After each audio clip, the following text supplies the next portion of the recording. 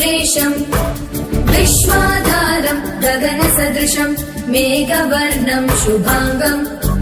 लक्ष्मीकान्तम् कमलनयनम् योगिविद्यानगम्यम् वन्दे विष्णुम् भवभयहरम् सर्वलोकैकनाथम् शान्ताकारम् भुजगशयनम् पद्मनाभम् सुरेशम् विश्वाधारम् गगनसदृशम् मेघवर्णम् शुभाङ्गम्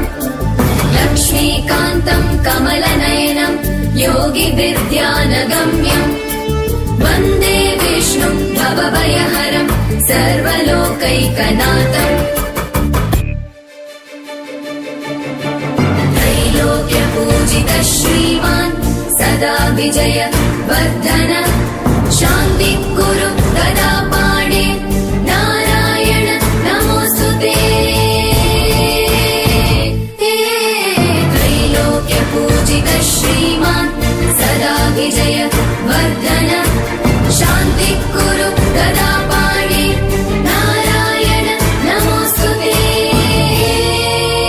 शान्ताकारम् भुजगशयनम् पद्मनाभम् सुरेशम् विश्वाधारम् गगनसदृशम् मेघवर्णम् शुभाङ्गम् लक्ष्मीकान्तम् कमलनयनम् योगिविद्यानगम्यम्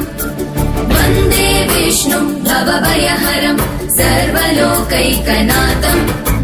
शान्ताकारम् भुजगशयनम् पद्मनाभम् सुरेशम् विश्वाधारम् गगनसदृशम् मेघवर्णम् शुभाङ्गम् लक्ष्मीकान्तम् कमलनयनम् योगिविद्यानगम्यम् वन्दे विष्णुम् भवभयहरम् सर्वलोकैकनाथम्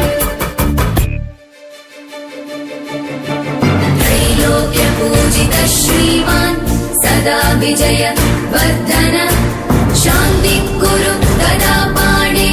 नारायण नमोऽस्तुते त्रैलोक्यपूजितः श्रीमान् सदा विजय वर्धन शान्तिः कुरु गदा पाणे नारायण नमोऽस्तुते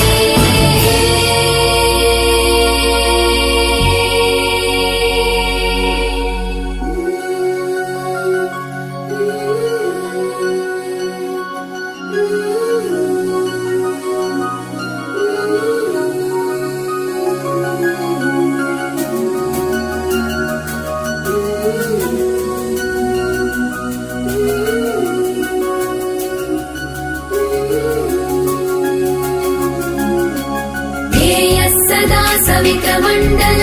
मध्ये